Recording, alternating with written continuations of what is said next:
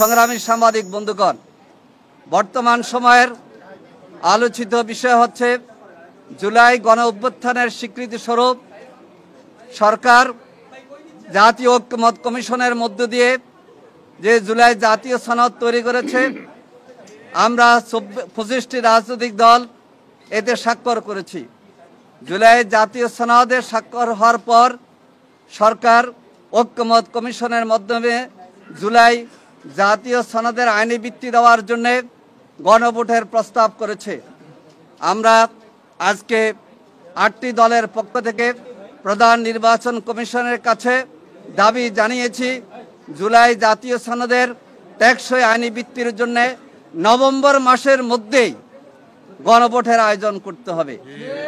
ফেব্রুয়ারি মাসে জাতীয় নির্বাচন হোক, কিন্তু জুলাই গণ অভ্যুত্থানের যে চেতনা, ছাত্র জনতা রক্তের যেই স্বীকৃতি আমাদের দিতে হবে, সেজন্য জাতীয় নির্বাচন আর গণভোট একদিনে নয়, যেটা কোনো দল প্রস্তাব করেছে। আমরা আজকে 8টি দল প্রস্তাব করেছি যে জুলাই জাতীয় সনদের স্বীকৃতির জন্য আগে গণভোট নভেম্বর মাসের মধ্যে শেষ করতে হবে। আরেকটি গুরুত্বপূর্ণ বিষয় হচ্ছে যেটা সংশোধিত আরপিও, যেটা আগে ঘোষিত হয়েছে এবং অন্তর্বর্তী সরকারের মন্ত্রিসভা উপদেষ্টা পরিষদ অনুমোদন করেছে। এখানে কোনো দল এটা সংসদীয় আনার জন্য বলেছে। আমরা বলেছি সরকার এবং আমাদের অন্তর্বর্তী সরকারের উপদেষ্টা পরিষদ যে আরপিওর অনুমোদন দিয়েছে, এটাকে হুবহু বহাল রাখতে হবে। এখানে কোনো কাটছাট করা যাবে না, কোনো সংশোধনী নতুন করে আনা যাবে না। সরকার যেটা মন্ত্রিসভা অনুমোদন করেছে সেটাকে কার্যকর করে জাতীয় নির্বাচনের ব্যবস্থা করতে হবে এবং জুলাই জাতীয় সনদের আগে নির্বাচনের জন্য লেভেল প্লেইং ফিল্ড নিশ্চিত করতে হবে। অনেক জায়গায় আমরা দেখি যে নারীদের নির্বাচনের কাজে বাধা দিচ্ছে, নোয়াখালী, নওগাঁ সহ বিভিন্ন জায়গায়। এই জন্য আমরা এখানে 8টি দল সবাই ফেব্রুয়ারি মাসে জাতীয় নির্বাচনে উৎসবমুখর পরিবেশ করার জন্য যে দাবিগুলো আজকে জানিয়ে এসেছি, এই দাবিগুলোর আলোকে নির্বাচন কমিশন পদক্ষেপ গ্রহণ করবে। এই ক্ষেত্রে যদি ভিন্নতা হয়, এই জাতীয় নেতৃবৃন্দ আগামী 3 তারিখ বসে আবার এই ক্ষেত্রে কার্যকর এবং সময়োযোগী কর্মসূচি প্রদান করবে ইনশাআল্লাহ। আপনাদের সকলকে ধন্যবাদ।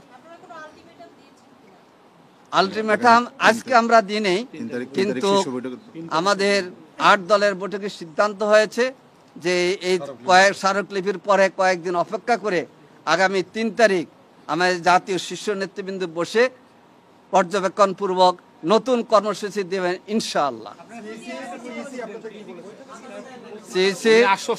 আমাদের কথাগুলি শুনেছেন এবং জাতীয় নির্বাচন গণভোটের বিষয়টা আমরা ওনার কাছে তুলে ধরেছি। উনি এই ক্ষেত্রে আমাদের দাবিগুলো সাথে বিবেচনা করার ক্ষেত্রে ওনাদের যে ভূমিকা থাকবে সেটার কথা ওনারা বলেছেন এবং এই ক্ষেত্রে আগামী 3 তারিখ আমাদের জাতীয় নেতৃবৃন্দ এই ক্ষেত্রে বক্তব্য দেবেন। তাছাড়া গণভোট নভেম্বরে না হলে জাতীয় নির্বাচন প্রশ্নবিদ্ধ হয়ে যাবে এবং জনগণ এটাকে ভালোভাবে নেবে না। অবশ্যই নভেম্বরে গণভোট করতে হবে। বিএনপি যদি গণভোট গতকাল থেকে ক্যাম্পেইন চালাচ্ছে, তারা না বলতেছে, যদি অংশগ্রহণ না করে, সেক্ষেত্রে যে হারটা যদি 30% বা 50% নিচে নেমে যায়, সেক্ষেত্রে এটা গ্রহণযোগ্য কিনা? আমরা আশা করি জুলাই গণ অভ্যুত্থানের প্রেক্ষিত আমাদের নতুন বাংলাদেশ, সেখানে হায়ের পক্ষে দেশের জনগণ রায় দিবে। যারা নায়ের দিবে, যাবে, কথা বলবে, জুলাইয়ের চেতনার পরিপন্থী এই কাজের কারণে জনগণের কাছে তারা দীক্ষিত শক্তি হিসেবে গণ্য হবে না। এটা ওনারা দল হিসেবে বলতে পারে, কিন্তু আমরা তো বলেছি যে একই দিন নির্বাচন হলে জটিলতা তৈরি হবে। সেজন্য যেহেতু জুলাই প্রেক্ষাপটে আজকে নতুন বাংলাদেশের এই সব আয়োজন, সেজন্য আগে গণভোট হওয়ার মধ্য দিয়ে জুলাই জাতীয় সনদের আইনি ভিত্তি রচিত হলে কারোর মধ্যে কোনো সংশয় এবং ভিন্ন কোনো চিন্তা থাকতে পারবে না। না, তারা নোট নিয়েছে, সরকারের সিদ্ধান্তের আলোকে তারা বাস্তবায়ন করবে। আমরা আলাদা আলাদা 8টা দল দলীয় মহাসচিবদের পক্ষ থেকে স্বাক্ষর করে আমরা জমা দিয়ে দিয়েছি। মূল দাবি 3টা।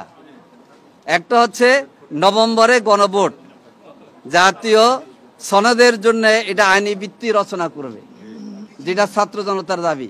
দ্বিতীয় হচ্ছে সংসদীয় যে আরপিও সরকার ঘোষণা করেছে, নির্বাচন কমিশনের কাছে আছে, যেটাকে সংস্কার কমিশন প্রস্তাবিত, এটাকে বহাল রাখতে হবে। আর তৃতীয় হচ্ছে সকলের জন্য লেভেল প্লেইং ফিল্ড নিশ্চিত করতে হবে। এই তিনটে আমাদের মৌলিক দাবি সব দলের পক্ষ থেকে আমরা দিয়েছি। প্রিয় সাংবাদিক ভাইরা, আপনারা শুনেছেন ইতিমধ্যে আমাদের বক্তব্য। আসলে বক্তব্য ধরন একই। আমরা 8টি দল ভিন্ন ভিন্নভাবে আমরা সিইসিকে আমাদের স্মারকলিপি দিয়েছি। এখানে আমাদের মূল যে 3টা দাবি, 1 নম্বর হলো নভেম্বর মাসে গণভোটের আয়োজন করা এবং জুলাই সনদের ভিত্তিতেই আগামী ফেব্রুয়ারি নির্বাচন অনুষ্ঠান করা।